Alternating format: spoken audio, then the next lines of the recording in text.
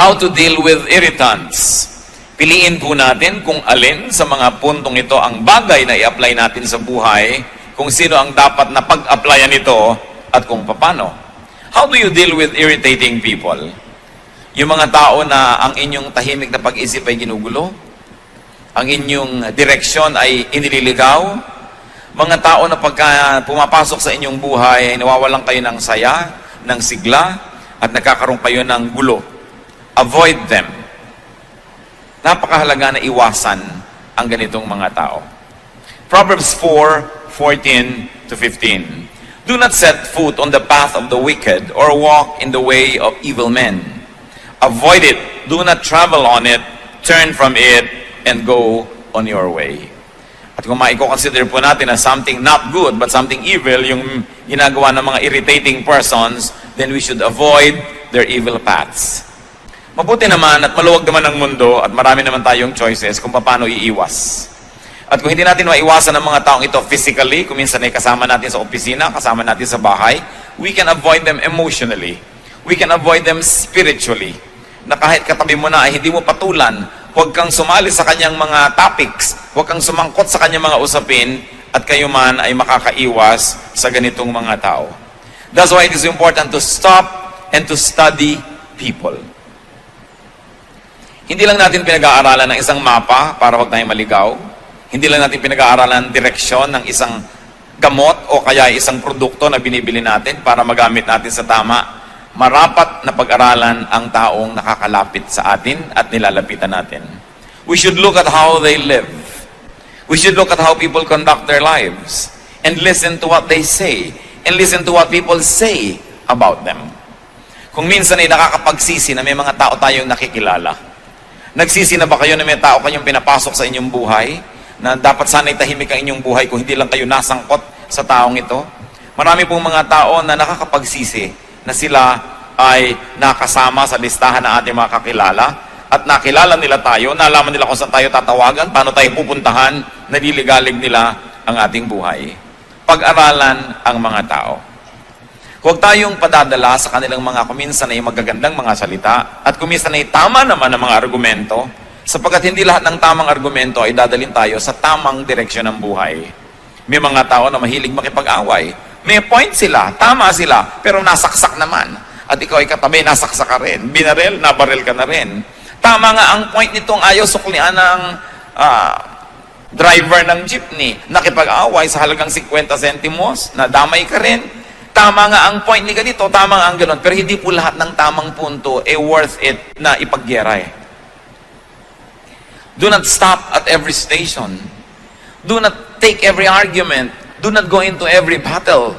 Sapagkat napakaraming dapat na magbubuting gawin sa buhay, limitado ang ating oras at panahon, at pag inubos po natin ang ating oras at panahon sa mga gerang hindi naman dapat, nawawalan tayo ng panahon para doon sa mga gerang dapat nating pagtutukan ng pansin. May mga tao are very particular. They will always find fault. They will always criticize. They will always have something to say. Don't have anything to do with these people because they're always courting disaster. Kung ang pinakamatataas na puno ang siyang tinatamaan ng mga kidlat, yung mga taong mahilig magreklamo at gumawa ng gulo, ang tinatamaan ng mga bala. Kaya kailangan na hindi tayo laging sumasali sa kanilang buhay. Proverbs 20 verse 9, avoid a man who talks too much. At hindi sinasabi who talks too much lies, kahit totoo ang sinasabi ng isang tao, kahit may point, if he talks too much, sooner or later, he will make enemies. Ang isang tao lagi na lang may comment, lagi na lang may sasabihin, lagi na lang may pintas kanino man, hindi yan magkakaroon ng maraming kaibigan, magkakaroon ng maraming kaaway. At kung siya'y kasama nyo, ang kaaway niya ay nagiging kaaway nyo rin. 2 Timothy 2:16, avoid godless chatter, because those who indulge in it will become more and more ungodly. Huwag daw na tayong sumasali sa mga hindi makadiyos sa mga usapin, kahit pa nga ang pinag-uusapan ay Diyos. Kahit pa nga ang pinag-uusapan ay theology, kahit pa nga ang pinag-uusapan ay may mga bagay na may kinalaman sa Biblia, kung ang mga nag-uusap-usap dito ay hindi naman talaga naghahanap lang ng katotohanan, kundi naghahanap ng gulo, naghahanap ng away, naghahanap ng babag, ay godless din yung chatter na yan. Tulad ng binabanggit sa Titus 3:9, which obviously is referring to religious talk. People who talk about religious issues. But avoid foolish controversies and genealogies and arguments and quarrels about the law, because these are unprofitable and useless. Law na yung pinag-uusapan, law of God, law of tradition, law of custom, law of the people. Sabi, huwag kayong sumali sa lahat ng mga kahangalang mga pagtatalo. Walang mabuting idadulot sa inyo yan. Bakit po ba tayo nag-aaral ang salita ng Diyos? Di pa upang maging mapayapa ang ating buhay? Upang tayo ay magkaroon ng mga magmamahal sa atin at mamamahal? Upang tayo ay patuloy na rumunong, hindi para maging marunong lamang at i-display ang dunong na yon, kundi para tayo ay maging maunawain sa mga mangmang, upang maging mapagpatawad tayo sa nagkakamali, at upang magkaroon tayo ng kagandahang asal, maging polite tayo, that our ways may be polished, our attitudes may be corrected, and our manners impeccable, or be made impeccable. But what happens when you argue on religious grounds and reasons, but you display bad behavior? That you only quarrel and fight. Tama nga halimbawa ang yung theology, pero ang behavior nyo, disobedient naman to authority. Tama nga halimbawa ang argumento mo ay pagpalagay ng tama, pero ang pamamaraan mo, nananaksa ka ng tao sa kanyang likuran. Wala kang utang na loob sa mga nakatulong sa'yo. Nagiging rebellious ka sa mga leaders mo. What's the point na natuto ka? Rebellion was the sin of Satan. Hindi natawag si Satan na ignorant dahil marami siyang alam. Hindi siya natawag na wrong ang kanyang mga approaches at ang kanyang mga premises, pero ang paraan niya, sinusuwag niya ang Diyos. Sinusuwag niya yung dapat sana iginagalang niya. At alam niyo po, even in religious circles, there are many people, natuto lang ng konti, susuwagin ang kanilang Bible study teacher. Umaaten ng Bible study, hindi naman para matuto, para i-display ang kanilang alam, ipahiya ang teacher, at pasikatin ang sarili. Umaaten ng mga churches, hindi upang magpasakop at mag-improve ang character, kundi upang maghanap ng babag, patunayang mas magaling siya kaysa sa preacher o sa pastor. Yan ang mga dapat na iniiwasang kausapin. Avoid foolish controversies. Hindi sapat na mayroong magandang argumento, pinag-uusapan, saan ito uuwi? Saan pupunta ang usapang ito? Magkakagulo ba ang mundo? Mag-aaway-away ang mga tao? Masisira ang mga magagandang relasyon? Even Paul said, our knowledge is imperfect and our prophecy is imperfect. Paano mo aawayin ng isang tao sa kanyang paniniwala kahapon? Maaaring ang paniwala niya ay mag-improve at maiba next week. Paano mo aawayin ng isang tao sa theology niya last month o last year? Sapagkat yung theology na yun ay dynamic, patuloy na, nahahasa, patuloy na fine-tune. Sabi ni Paul, our knowledge is imperfect and our prophecy is imperfect. But when the perfect comes, the imperfect will pass away. So bakit mo gigirahin yung imperfect kung imperfect man yun? Dahil kaya perfect ka at siya ay imperfect, kaya gusto mo siyang awayin. Kaya sabi, iwasan ninyo ang ganitong uri ng mga pakikipagtalo. Mga pagdedebate tungkol sa salita ng Diyos, tungkol sa Biblia, tungkol sa mga doktrina, sapagkat napakaiksi ng buhay ng tao. At sino ang nakararating sa puntong alam na niya ang lahat para sabihin niyang, ang paniniwala ko lang ang tama at ang paniniwala mo ay mali. Mahalaga na may paniniwala tayo. Mahalaga na may direksyon ang ating paniniwalaan. Subalit wala dapat maging palalo na mag-isip na alam na niya ang lahat ng tama. Therefore, dapat na siyang makipag-away sa mga taong hindi ganun ang kanilang mga pananalig. The Bible itself says, avoid foolish controversies. So avoid people who always and often get into trouble. Avoid people who always get into quarrels, who are involved in many bickerings. Kaya kung minsan, nagka-girlfriend ka na bungangera at palaaway, nadadamay ka. Inaway niya isang babae, yung boyfriend ng babaeng yun, inaway ka rin dahil ikaw ang boyfriend niya, gumulo ang buhay mo dahil sa babaeng ito. Kung minsan naman, tahimik na tahimik ang babae, ang naging nobyo mo ibasagulero, mahilig makipag-away, nadadamay at nadadamay ka. Proverbs 12:26, a righteous man is cautious in friendship, but the way of the wicked leads them astray. Ang taong matuwid ay maingat sa kanyang pakikipagkaibigan. Sapagkat pag tayo nagiging kaibigan ng sino man, ang ating resources ay nagiging resources niya. At kuminsan nyo lang ating presence ay nagiging lakas ng loob niya para mag-isip na marami siyang kakampi. Kaya hindi agad-agad ibinibigay ang pakikipagkaibigang malalim, lalo pa nga sa mga taong mahilig, manggulo at mangaway. How else do we deal with irritants? Learn from them. Turn every disadvantage to an advantage.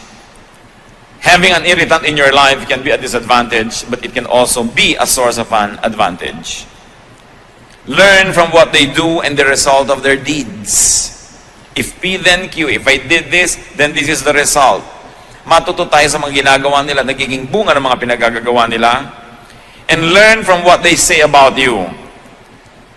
Pag meron po mga nagsasabi ng lahat ng uri ng mga masasakit, mga di magaganda mga salita laban sa atin, ang una nating itatanong, is it true? Totoo ba ang sinasabi niya? Or is it partially true? Or is it completely true? At depende sa kalakihan ng katotohanan na yon, doon nyo lamang ibase ang inyong reaksyon. Kung totoo, pasalamat kayo at nadinig nyong muli ang totoo because the truth sets free. Because sometimes you can hear the truth about yourself from the mouth of your critics. Even from the mouth of your enemies. Kimisan yung mga taong nagmamahal sa atin, mga kaibigan natin ay nabulag na yan sa ating mga kapintasan, tinanggap na nila, minahal na nila tayo, so hindi na tayo matutuwid. Pero pag nakinig ka sa mga sinasabing kapintasan mo ng isang kaaway, lalo totoo, ang totoo noon ay magpasalamat ka at naaalala mo ang mga katotohanan hindi maganda tungkol sa iyong sarili, may benefit din yon. Bagamat masakit. Si David, yung kanyang commander na si Joab, siya ay kinriticize. David was criticized by his commander because David had a son, Absalom, who rebelled against him and who fought his army. At nung napatay ng army ni David yung anak niyang si Absalom, ay pinagluksa ni David si Absalom, nagtampo ang kanyang hukbo. Sabi niya, at sa lagay pala, ipinagluksa niya yung kalaban natin na naman napatay natin. So mamabutihin pa niya na tayo ang mapatay ng anak niya na lumalaban sa kanya dahil ipinagluksa. True or not, valid or not, sumama ang loob ng kanyang mga hukbo at kinriticize ni Joab ang kanyang hari na si David. That kind of criticism was valid because the point being raised by these people was valid also. So what's important? Listen, study, and observe everything. Tingnan natin, bukas ang ating mata. Sabi mo, itong kasama ko na to, saan niya ako dadalhin? Itong kaibigan ko na ito, itong groupmate ko na ito, itong aking kabarkadang ito, saan niya ako dadalhin? No? Observe anything. Matthew 24:32, now learn this lesson from the fig tree.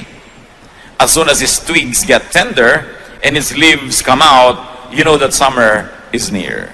So pati mga ginagawa ng isang halaman, lumalabas man dahon niya o hindi, ay dapat bantayan sapagkat ay maraming kahulugan at maraming relevant sa buhay ng tao. Kaya dapat inoobserbahan. At kung halaman na hindi naman niya kaya maglakad, ay inoobserbahan, lalo ang tao na pwede maglakad, pwede magbuhat ng kanyang kamay laban sa inyo, pwede mag-convince sa inyo at dadaling kayo sa mali. Obserbahan lagi ang isang tao. Hindi lahat ng tao na napagkatiwalaan na natin ay patuloy na dapat pagtiwalaan. Kahit sa mga organisasyon. Maraming mga tao magsisimula, malinis ang hangarin, malinis ang gawa, malinis ang pamamaraan. Subalit oras na siya ay napagkatiwalaan na, di man niya balak nung una na maging marumi, sapagkat pinagkakatiwalaan na hindi na siya naitutuwid, hindi na siya nababantayan, hindi na siya na-check, nagsisimula na siya ngayong maging marumi.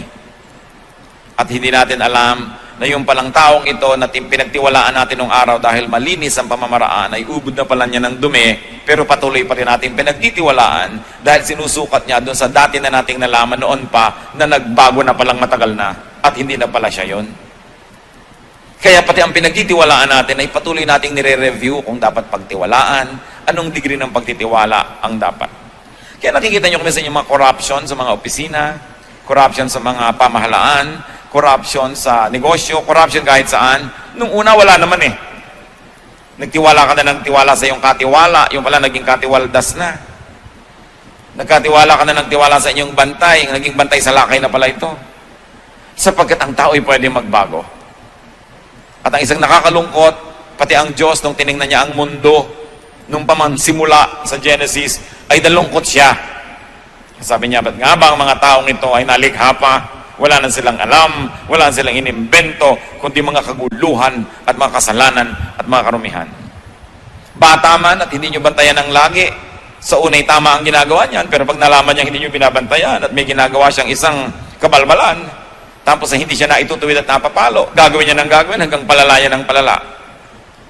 Isa mang kahera na hindi ino-audit, sa unang araw ay malinis, sa pangalang araw, sa pangatlong araw, pag nakakasampung araw na yun, o 10 buwan na hindi ino-audit, ang dami na pala niya na ginagawang hocus-pocus, debit, credit, kupit ang nangyayari.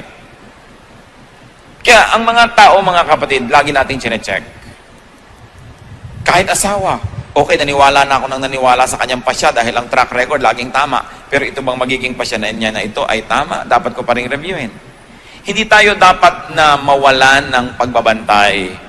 Because the devil prowls around like a roaring lion seeking someone to devour. Nag-aantay ng pagkakataon. Tatandaan natin ang mga problema ay hindi laging nandun sa simula.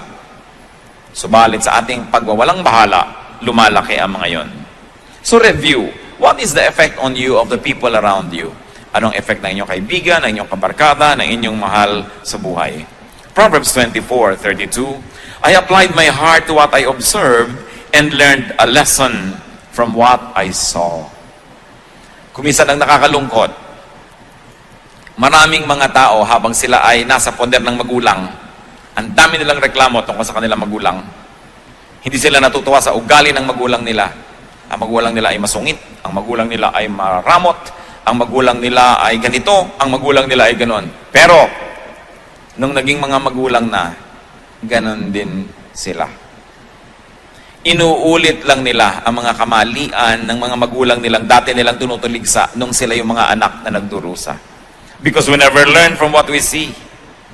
Because we never learn from the mistakes of people around us. That's why it is important to be observant. And the Bible is light on our path that says, don't walk this way, walk here, walk that way. Nakikita na natin napakarami mga nangyari sa mga taong gumawa ng ganito, ang naging bunga ay ganun. Tapos ganun pa rin ang gagawin natin. Hindi ganun din ang magiging bunga. Observe. What else do you do with people who irritate you? Well, ignore them. Especially if their issue, their concern, especially if they do not pose imminent danger or real threat to life, to safety, to property, or to your well-being. Kung dal-dal-dal-dal lang, hayaan nyo na, palampasin nyo na. Ang chismis ay namamatay pagka hindi sinasagot. Humahaba lang yan pag sinagot nyo.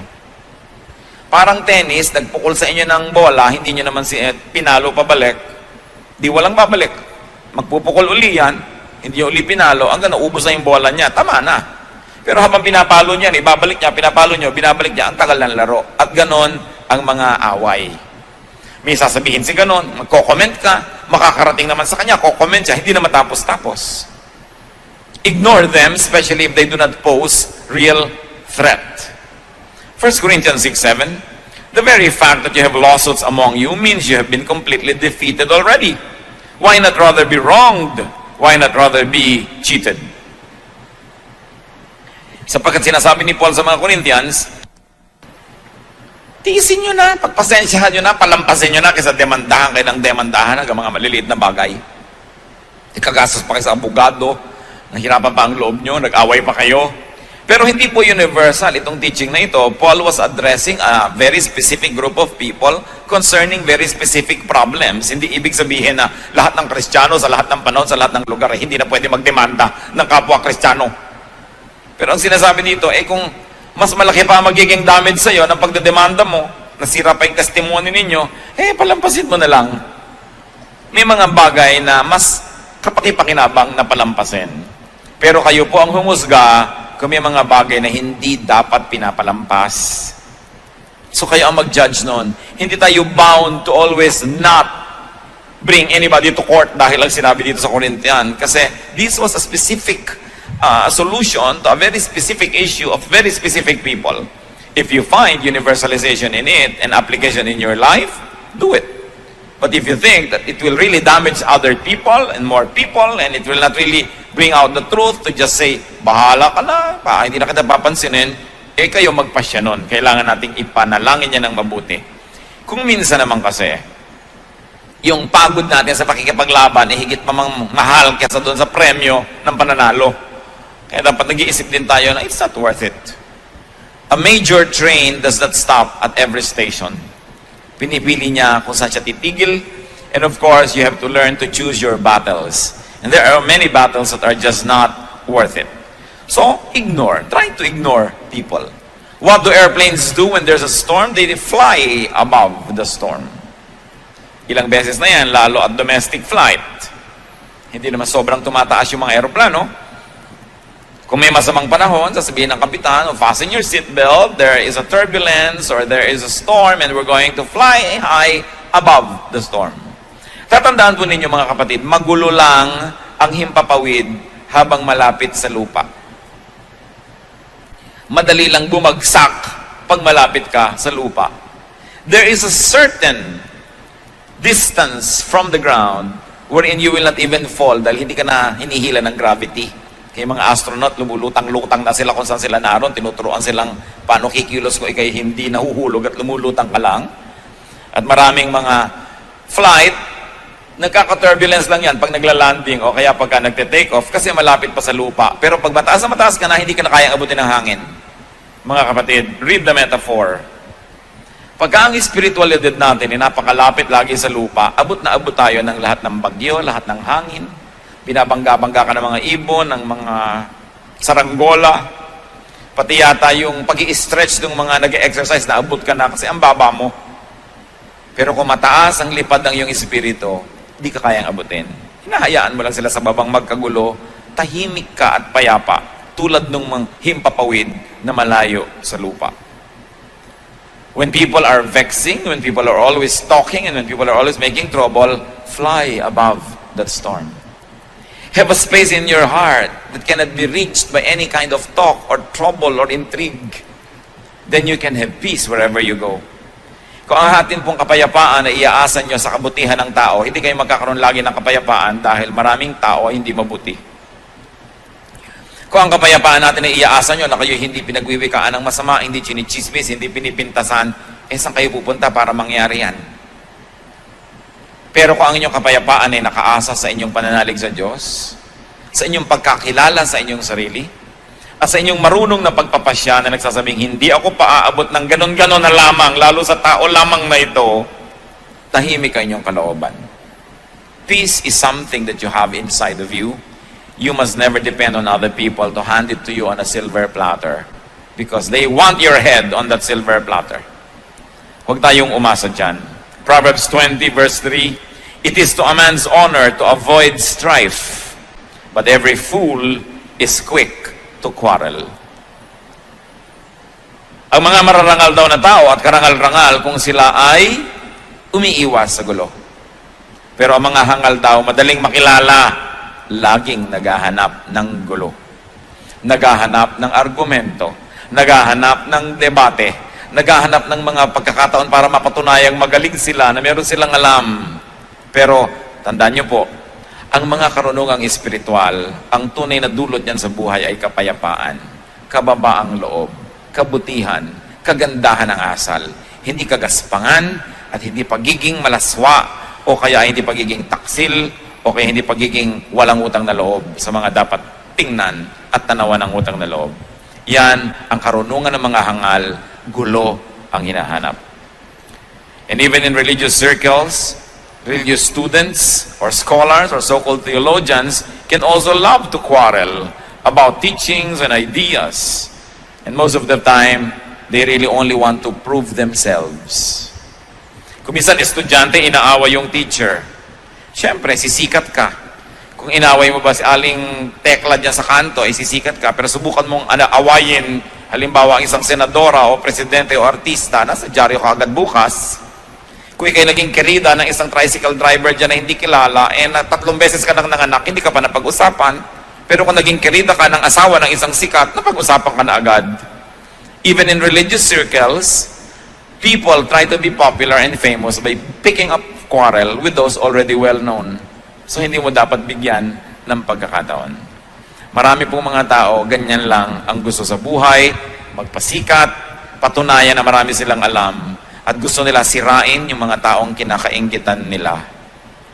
Yung mga taong gusto nilang maging, kung hindi nila matupad yon, hindi nila maging katulad, hindi nila madaig, sisirain nila yon, sapagkat yan ang kahulugan na mainggit.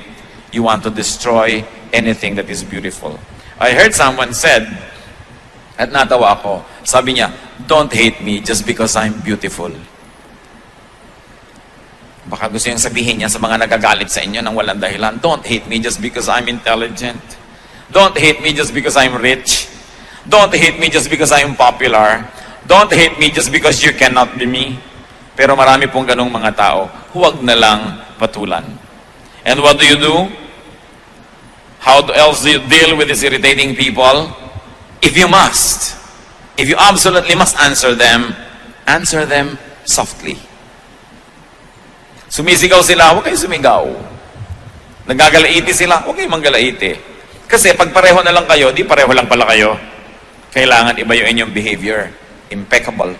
You must be like a pond without blemish on its face. You must be the picture of serenity. And only through that imagery, people around you will say who the foolish one is and who the wise one is. Proverbs 15:1, a gentle answer turns away wrath, but a harsh word stirs up anger. Tandang-tanda ko yung minsan na may nag-aaway na magkapatid, galit na galit ang ate. Sabi ng kapatid na bata, pasensya ka na kasi tanga ako. Ano pa ang pwede mong sabihin? Inamin na. Pero pag pinagpilit mo, hindi, tama ako, balikat, hindi matatapos, pasensya ka na dahil tanga ako. Tapos ang usapan. Ngayon, nasa sa inyo na kung totoo nga ba yun o hindi. Pero hindi ka naman siguro ganon kung napakaganda lang yung paraan, natigil ang awayan, hindi ka talaga kulang sa karunungan. Marunong ka. Pero para kang kawayan na sa lakas ng hangin ay yumuyuko para di mabali. Bakit ka lalaban sa hangin na ubod naglakas? Hindi yumuko ka. Meron ba namang matapang na lumilipad ng mga bala sasalubungin mo? Siyempre yuyuko ka dahil may bala. Kailangan marunong tayo ng ganong uri ng pamamaraan. Kahit aso, di ba ayaw mong magalit sa'yo? Bakit mo gugustuhin na ang tao ay magalit sa'yo? So galit na nga siya, sasagot ka pa ng mas nakakagalit sa kanya. Kahit pamali siya at binaril ka niya at namatay ka, nakulong pa siya, pero patay ka na rin. So bakit mo gagalitin ng isang aso? So kung maaari mga kapatid, huwag nyo rin gagalitin, lalo na ang isang tao. Lalo, galit na nga siya. Pag galit na, huwag nyo na salubungin. Kahit pa kayo tama, magigilang pareho kayong mali at the end of the day. Because maglalabanan kayo ng palakasan ng boses, palakasan ng katawan, mamaya talagang physical battle na yan. Through a kind answer, you take the wind from their sail. Mawawalan sila ng dapat labanan. So, do not deal with an enemy when very angry. Either the enemy is very angry or you are very angry. It's not the time to settle scores. It's not the time to deal with an enemy. It's not the time to answer a difficult question. Because angry people suffer from momentary craziness. Nagkakaroon ng imbalance ang utak. And people become at least temporarily insane when they are very mad. At masisira ang lahat ng ating diskarte. Pag galit na galit ang tao, huwag niyong harapin. Pag galit na galit kayo, huwag kayong humarap. Magpalipas ng panahon. Ecclesiastes 7:9, do not be quickly provoked in your spirit, for anger resides in the lap of fools. Yan daw, nakakandong sa mga hangal, yung pagka mainitin ang ulo, pagka magagalitin. Anger resides in the lap of fools. So a wise person will not be easily provoked. Pinoprovoke ka na nga, hindi mo pa pinapatulan. Because that is a measure of your very well-polished humanity and spirituality. At kung minsan ginawang ka ng masama, dahil pinatulan mo at masama na rin ang iyong ginawa, nauna siya, nahuli ka, ang nakakalungkot nun, ikaw pa ngayon na nagsosorry. Naranasan nyo na ba yun? Nang ginawa kayo ng mali, pero sobrang mali ang reaksyon nyo sa maling ginawa niya, na pag tinimbang yun, mas mali na tuloy kayo, kayo pa kayo nagsosorry. Samantalang kayo yung unang nasaktan at unang ginawa ng mali. So, avoid having to say sorry by not doing anything you will be sorry for. How else do you deal with irritants? When you can and when it won't cost you so much, give them what they want. So, inggit na inggit ka sa buhok ko, halika! Sa'yo na tong buhok ko. Gustong-gusto mo ang ganito ko? Sa'yo na. Yun naman, kung hindi naman kayo sobrang malulugi, bigay nyo na. Matahimik. Kasi kung minsan mas mahal pa yung lumalabang kayo, bigay nyo na. Romans 12:30, if your enemy is hungry, feed him. If he is thirsty, give him something to drink. In doing this, you will heap burning coals on his head. Now, let's explain this. Ng mga naglalagablab na baga at pagkainit-init na mga uling. No? Akala nung iba, sige, sadistahin mo, lagyan mo siya ng baga sa ulo. Alam niyo po, wala namang araw, nung araw, walang posporo. Ang bahay ng mga Israelites dapat laging may apoy. Kasi pag magluluto sila, sila kukuha ng apoy. So dapat laging may apoy yung kanilang maliit na lamp. Okay? Kaya isang malaking kapintasan ng isang nanay ng tahanan na ang kanyang ilawan ay namatay dahil naubusan ng langes. Kaya ang description doon sa babae sa Proverbs 31, yung kahangahangang babae, her lamp does not go out at night. Diba? At saka yung sinabi yung mga foolish virgins na ubusan ng langes ang kanilang ilawan, napakalaking kapintasan. Ngayon sabi, kung ang iyong kapitbahay ay kumakatok sa'yo, nangihiram ng baga ng kalan mo, dahil yung kalan niya ay nanlamig na't namatay na, magluluto siya. Alam niyo naman kasi yung baga, hipan nyo lang yan, lagyan nyo ng mga kung ano-anong mga tuyong mga dahon-dahon, mag-aapoy na uli. Sabi, may kailangan pala siya, ibigay mo and you will heap burning coals on his head. Because people carried their baggage on their heads, no, in the olden days, and they usually would bring a broken pottery or broken jar on their head. Doon mo ngayon ilalagay yung hinihingi niyang baga. So you will heap burning coals on his head. Hindi para mainitan siya. Ang ibig sabihin nito is not to torture your enemy. Ito ay quotation kasi from Proverbs 25, verses 21 and 22. But it means, make them grateful. Okay, may kailangan siya. Ibigay mo. May tatanawin siyang utang na loob sa'yo. So, sinong panalo? Di ikaw. Naabala ka, bumangon ka, binigyan mo siya ng mga baga, nabawasan yung baga mo, pero ano ba naman yun? Meron ka pa naman natira sa bahay mo. Ibigay mo kailangan. Sa isang matinong oras niya ng pag-iisip, matatanto rin niyang may utang na loob siya sa'yo. So, ibigay mo kung kaya mo rin lang ibigay. Pero pag-aralan nyo rin, kasi may mga tao na pag binigyan nyo ng kamao, kakainin hanggang sikon nyo. Merong ganon. Wala, kahit sa mga itinuturo natin ng mga ganito, nasa Bible verses, hindi ibig sabihin you will apply to everybody every time. Gagamitin nyo ng utak nyo kung kailan ko ba ito i-apply. Kasi may mga tao na hindi nyo dapat bigyan ng kahit ano dahil sasandal na sa inyo. Iaasa na ang buong buhay nila sa inyo. Minsan nyo lang tulungan ng pang-enroll isang SEM hanggang mag-PhD yan sa inyo nahihingi. No? May mga ganong klaseng tao, sinusuri nyo yan at pinag-uusapan natin ng general application ito sa general types of people.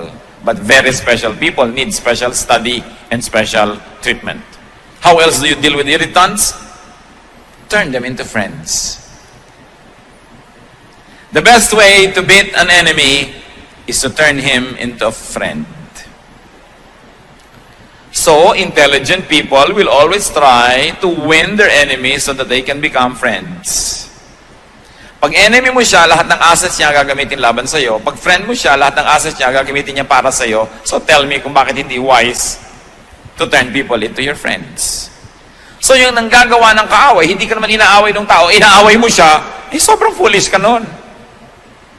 Dahil kahit butiki lang yan, kahit langgam lang yan, makakakagat din yan, mapupuwing ka rin niya, so bakit mo siya awayin? Lalo na kung inaaway mo, pader, babangga ka sa pader, sobra ka namang foolish nun.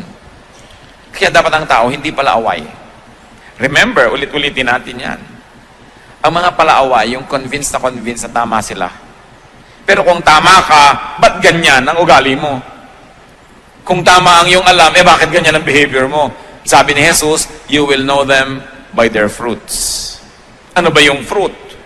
Ano ba yung fruit lagi ng Spirit? Joy, peace, love, di ba? Forgiveness, understanding. Pagka hindi ganun ang dinudulot sa inong karunungan mo, huwad, na karunungan yon. Mabuti pa hindi ka na lang natuto. Ang mga tao naman ay parang bata, you can make them do anything so long as you play with them first. So bakit hindi ka muna makipagkaibigan? Ecclesiastes 10:11, if a snake bites before it is charmed, there is no profit for the charmer. So kailangan mapaamo mo muna, mapasunod mo muna yung ahas bago mo siya hayaang makatuklaw sa'yo. So yung mga tao rin, imbes tinutuklaw-tuklaw ka, why don't you charm them? It will be better for you. And many people are foolish for no reason at all. They choose to fight their fellow men. How else do you deal with irritants? Siyempre naman, pray for them. Yan ang wala kang katalo-talo dahil dinadala mo sa Diyos ang kaso mo. Pray for them. Matthew 5:44, love your enemies and pray for those who persecute you. Praying for people is profitable. Why? Because they can make us love them. You harvest. Kung hindi mo siya kayang pagpalain dahil sa kabahan-hala ng iyong puso, pagpalain mo dahil wise ka. Dahil sinasabi sa Bible, Galatians 6:7, a man reaps what he sows. So may binless ka, di ang mapapala mo blessing. May inaway ka, may kinurse ka, di ang mapapala mo curse din. So be wise. Kaya ngayon ang aaway is a mark of foolishness. It's a mark of absolute foolishness. I remember one particular line I read way back in high school, and I couldn't remember who said or wrote it, but I'd like to share it with you. Do not bother yourself about a fair or stormy weather. Squalls or wind must sometimes whistle around. When people live together, some will smile and some will frown, but you need not mind them. Travel on as best as you can. Take them as you find them. Huwag niyong hayaan na ang inyong kaligayahan ay maging bihag ng ugali ng iba. Na kung pangit ang kanila ugali, ay lulungkot na kayo. Kung mawawalan kayo ng sariling orbit, mawawalan kayo ng sariling kapayapaan sa buhay. Decide to be happy. Decide to be peaceful in spite of the irritants around us. Think of people who irritate you. Think of people who bother you and anger you, and apply to them ang mga pinag-usapan natin. Piliin nyo kalin ang pinakabagay, avoid them, learn from them, ignore them, answer them softly, give them what they want, turn them into friends, pray for them, bless them. Alin man dyan, hindi kayo mapapahamak. At dapat nating isipin, baka naman tayo ang irritant sa buhay ng iba. Magdamag na natin pinag-usapan kung paano tayo ginugulo ng iba, baka naman tayo ay nakakagulo rin sa ating kapwa. Aming Diyos, siyasatin niyo po kami. Kung paano po kami nakikitungo sa mga nanggugulo sa amin. At lalong-lalo, siyasatin mo kami kung kami ang nakakagulo sa iba. Tendency na namin, Panginoon, na laging sisihin ng iba kaysa sa sarili namin. Ibunto ng lahat ng sisi sa bakuran ng iba kaysa akuin namin yung mga dapat naming akuin. Siyasatin niyo po kami, ipakita niyo sa amin kung kami may nakakainis. May ugali ba kami na nakakagulo, kakasira sa iba? O kaya naman, Panginoon, kung kami talaga ang laging ginugulo, ituro mo sa amin how to deal with them. Magbulay-bulay tayo mga kapatid, yumuko sa presensya ng Diyos. Marami